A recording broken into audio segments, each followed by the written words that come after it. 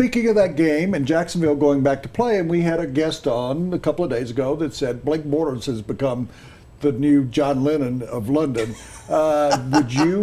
He's a good-looking man. Should people be paying more attention to Blake Bortles? Yeah, absolutely. Now, I'm talking about in fantasy sports. Oh, true. Well, they should be. If not, they're asleep at the wheel because he's been a top 10 quarterback on a per-game basis. Now, he didn't have a sterling effort across the pond against the Buffalo Bills. In fact, he had this furious comeback, late in that game by Buffalo. He had to kind of stymie that, had that late touchdown, which was the clincher to Allen Hurns on a beautiful reception right there at the pylon. Otherwise, it was a mediocre fantasy day. He ranked outside the top 15.